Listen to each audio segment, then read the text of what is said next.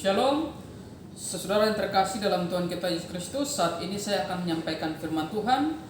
Dan firman Tuhan ini merupakan lanjutan dari tema keluarga dalam menghadapi krisis bagian yang ketiga. Sebelumnya kita baca firman Tuhan yang merupakan dasar dalam renungan ini. Kejadian pasal yang ke-12 ayat yang ke-10. Ketika kelaparan timbul di negeri itu, pergilah Abram ke Mesir untuk tinggal di situ sebagai orang asing, sebab hebat kelaparan di negeri itu. Rut pasal yang pertama, ayat yang pertama. Pada zaman para hakim memerintah, ada kelaparan di tanah Israel. Lalu pergilah seorang dari Betlehem Yehuda beserta istrinya dan kedua anaknya laki-laki ke daerah Moab untuk menetap di sana sebagai orang asing. Saudara yang terkasih dalam Tuhan kita Yesus Kristus, pada bagian yang pertama saya sudah menjelaskan bahwa ketika keluarga mengalami krisis, ada saja respon daripada setiap anggota keluarga, dan respon yang ditimbulkan pasti berbeda-beda. Ada seperti dalam kasus Abraham mengorbankan istrinya sendiri demi kenyamanan dia, demi kepentingan dia pribadi sebenarnya. Dan saudara, di bagian yang kedua saya sudah menjelaskan bahwa semua orang percaya sesaleh-salehnya dia hidup sebagai anak Tuhan pasti mengalami yang namanya kemalangan besar, pasti ada masalah juga pasti dialami. Dan saudara-saudara, ada poin-poin yang sudah bahas di bagian yang pertama dan bagian kedua. Bagi saudara-saudara yang mau mengikutinya bisa melihat channel YouTube saya lagi melalui khotbah yang saya sampaikan, bagian pertama, bagian kedua dalam tema keluarga dalam menghadapi krisis. Nah, saudara, saya akan melanjutkan dan di hari ini saya akan fokus menyoroti bagaimana Tuhan dengan rencananya yang agung itu dalam mengizinkan persoalan krisis yang dihadapi di dalam keluarga. Nah, saudara yang terkasih, Alkitab mengatakan bahwa apapun yang terjadi di bawah pulau langit ini semua ada dalam rencana Tuhan. Dalam kemahatauannya yang luar biasa, Tuhan pasti tahu bahwa besok akan terjadi ini, besok akan terjadi itu. Semuanya ada dalam sepengetahuan Tuhan dan semuanya ada dalam rencana Tuhan. Nah, saudara, di dalam Kejadian pasal yang ke-12 ayat yang ke-10 tadi dijelaskan bahwa ketika kelaparan timbul di negeri itu, pergilah Abram ke Mesir untuk tinggal di situ sebagai orang asing, sebab hebat kelaparan di negeri itu.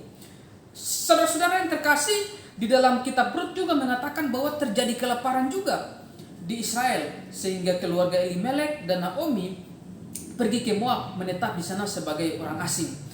Saudara-saudara yang terkasih,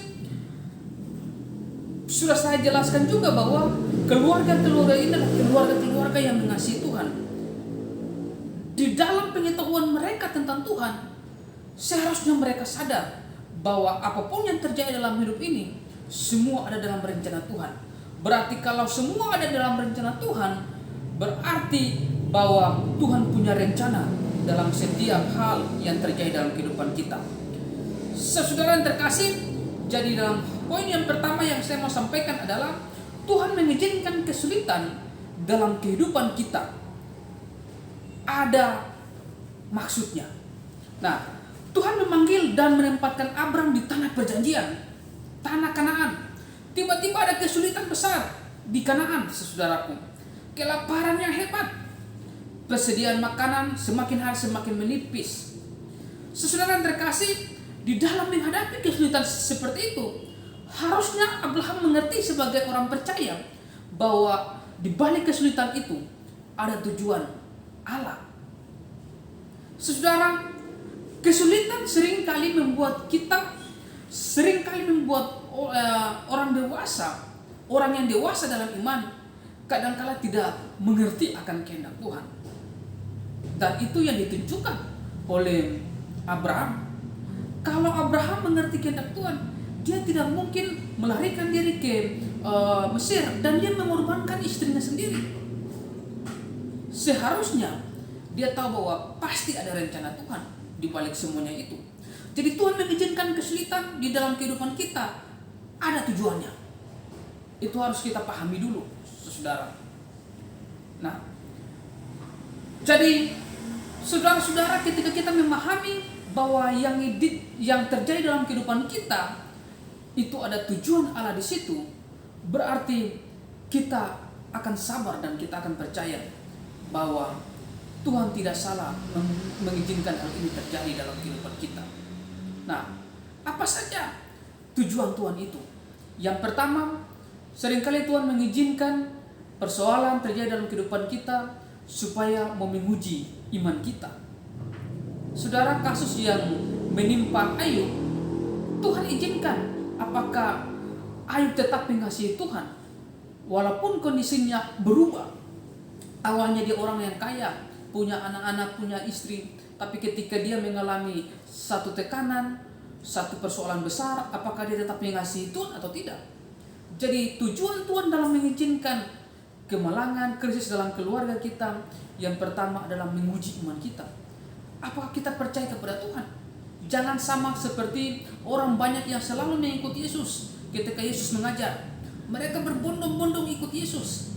Tapi ketika ada masalah, mereka lari daripada Tuhan. Buktinya waktu Tuhan Yesus disalibkan, tidak banyak orang yang menemani saudara.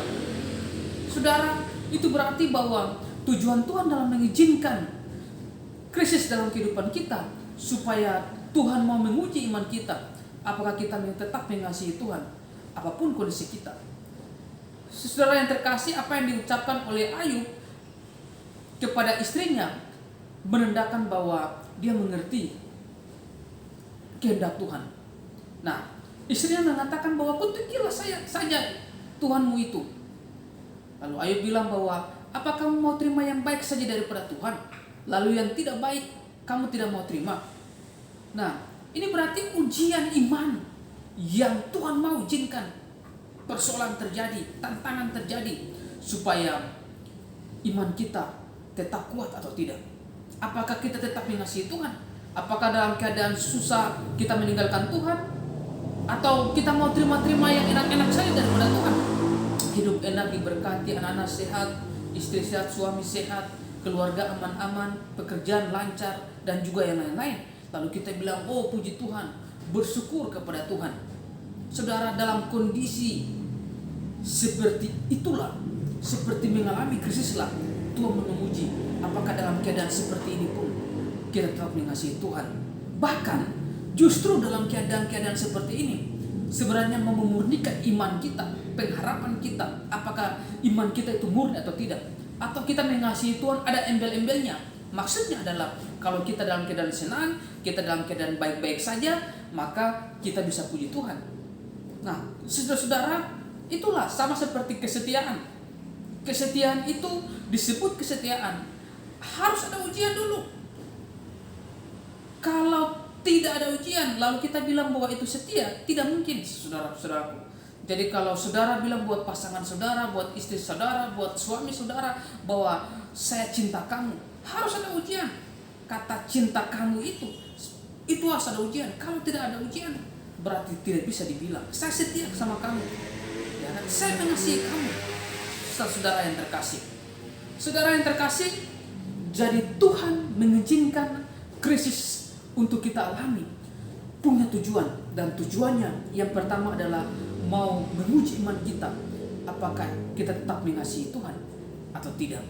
Nah, saudara yang terkasih, tujuan Tuhan dalam mengizinkan kemalangan krisis dalam kehidupan kita juga adalah supaya kita bertumbuh di dalam iman.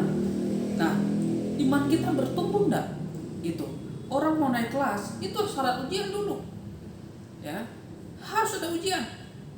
Ada ujian baru dia naik kelas. Nah, saudara yang mau supaya iman saudara bukan saja di level rendah, tapi terus naik, terus diperbaharui menjadi lebih baik, harus ada ujian. Dan ujian-ujian itu, saudaraku, itu Tuhan izinkan. Krisis yang saudara alami, persoalan dalam rumah tangga, persoalan dengan anak-anak, persoalan dengan keluarga besar, apapun itu, saudaraku, itu bisa membuat imanmu semakin hari semakin dewasa. Sama seperti engkau yang suka marah, suka emosi, ya kan? Tidak sabar. Nah, ada saja hal yang dapat membuat engkau tidak sabar. Ketika engkau berdoa, Tuhan berikan saya kesabaran, berikan saya supaya saya tidak gampang emosi. Nah saudara, hal-hal seperti kemalangan, krisis kepercayaan, masalah dengan keluarga, Tuhan izinkan punya tujuan, yaitu supaya apa? Supaya imanmu itu bertumbuh. Kamu mau bertumbuh dewasa enggak? Gitu. Kalau engkau mau tumbuh dewasa, harus ada ujian. Kalau tidak mau bertumbuh dewasa, ya sudah. Gitu saudaraku yang terkasih. Saudara-saudara yang terkasih dalam Tuhan kita Yesus Kristus, itu berarti saudara, di poin pertama, Tuhan mengizinkan krisis terjadi dalam kehidupan kita, dalam rumah tangga kita, supaya yang pertama Tuhan menguji iman kita. Yang kedua adalah Tuhan mau supaya iman kita itu bertumbuh dewasa, saudara-saudaraku. Nah, saudara, Abraham menghadapi kesulitan. Tak saya bilang harusnya Abraham mengerti di balik kesulitan ada tujuan. Kesulitan itu dapat membuat dia punya iman bertumbuh, dapat merupakan tes bagi ujian iman dia, saudaraku. Saudara-saudara yang terkasih, kesulitan yang datang kepada Abraham dan kesulitan yang datang kepada Naomi dan keluarganya itu kesulitan yang tiba-tiba, dan seringkali itu orang tidak siap ketika kesulitan itu datang. Karena kesulitan itu datang, krisis datang kan tidak kasih pemberitahuan dulu bahwa akan ada terjadi krisis, akan ada terjadi masalah. Karena kalau kasih tahu, maka semua orang yang mau dihampiri oleh kesulitan, krisis pasti sudah siap-siap. Nah, Abraham tidak siap karena kesulitan itu datang tiba-tiba, saudara-saudaraku yang terkasih. Artinya Abraham lari ke Mesir, melakukan kebohongan untuk kepentingan dirinya sendiri. Saudara yang terkasih, di dalam kesulitan itulah, di dalam krisis itulah tujuan Tuhan. Dan yang berikut, supaya kita mau berharap kepada Tuhan. Kita tetap berharap kepada Tuhan selain untuk menguji iman kita dan juga membuat iman kita dewasa. Yang ketiga adalah supaya kita tetap berharap mengandalkan Tuhan. Saudara, manusia itu selalu mengecewakan. Manusia yang kadang-kala kita sudah andalkan, ya kan, kita bangga kalau kita punya suami, kita punya istri, kita punya keluarga bisa bantu kita, wow, kita bangga. Tapi kadang-kala Tuhan mengizinkan mereka tidak bisa bantu kita, bahkan mereka mengecewakan kita. Di tengah-tengah seperti itu, kita masih mau tetap berharap buat Tuhan atau tidak? Ya kan? Justru ketika semua orang mengecewakan kita, maka Tuhan mau supaya hanya kepada Tuhan kita berharap. Saudara yang terkasih, jadi Tuhan mengizinkan krisis terjadi dalam keluarga, di dalam individu, supaya yang pertama iman kita diuji, yang kedua supaya kita bertumbuh dewasa, yang ketiga supaya kita berharap hanya kepada Tuhan. Harus kita berharap hanya kepada Tuhan. Sekali lagi, manusia mengecewakan, bisa mengecewakan, tapi Tuhan tidak pernah mengecewakan kita, ya kan? Yang keempat, untuk bagian yang ketiga ini adalah supaya kita tidak sombong. Orang kalau tidak punya masalah, orang kalau tidak mendapat tantangan, wah, tepuk dadanya luar biasa. Siapa yang mau lawan saya? Ya kan? Siapa yang hebat sama seperti saya? Justru ketika krisis datang, supaya apa? Kita jangan sombong. Kita tahu bahwa ternyata kita tidak ada apa-apanya. Kita hidup ada sampai saat ini, itu semua karena Tuhan. Itu yang Tuhan mau. Kita mau mengakui bahwa hanya Tuhan saja yang layak dipuji dan dimuliakan. Terkutuklah orang yang mengandalkan manusia, tapi diberkatilah orang yang mengandalkan Tuhan. Saudara yang terkasih, mungkin saat ini krisis sementara saudara alami dalam keluarga atau dalam pribadimu, dan orang-orang yang lain di sekeliling Anda tidak bisa membantu Anda. Saudara, hanya Tuhan yang patut untuk diharapkan, dan juga supaya engkau tidak sombong. Nah, saudara, manusia itu bisa saja berubah. Hari ini bilang lain, besok bilang lain. Hari ini sikapnya beda, besok pasti juga beda. Ya kan? Kita berdoa, Tuhan saya mau setia, besok belum tentu kita setia. Kesulitan, krisis terjadi dalam kehidupan kita, supaya kita berharap kepada Tuhan. Lalu yang keempat adalah supaya kita tidak sombong. Ya kan, kita mau belajar untuk rendah hati, terus mengandalkan Tuhan, harus semakin hari semakin lebih baik lagi, saudara. Jadi 4 poin yang kita belajar di hari ini, yaitu mengapa Tuhan mengizinkan krisis, karena ada tujuan Tuhan. Tujuannya apa? Yaitu supaya menguji iman kita. Yang kedua, iman kita semakin hari semakin dewasa. Yang ketiga adalah supaya kita tetap berharap hanya kepada Tuhan. Dan yang terakhir adalah supaya kita tidak sombong. Ya kan? Paulus ketika ada duri dalam dagingnya, dia bilang begini, bahwa supaya aku tidak memegahkan diri, Tuhan izinkan ini semua. Ya kan? Puji Tuhan, saudara, apapun kondisi saudara saat ini, ya kan, kondisi pandemi COVID-19 ini mungkin membuat saudara punya keluarga terpuruk. Saudara, ingat Tuhan, pandanglah kepada Tuhan. Mungkin ini merupakan ujian iman bagi kita. Mungkin melalui ini juga kita mau belajar supaya iman kita bertumbuh. Mungkin melalui hal ini juga kita hanya berharap kepada Tuhan, ya kan? Mungkin melalui pandemi ini juga supaya kita belajar supaya kita tidak sombong. Tuhan Yesus memberkati saudara-saudara.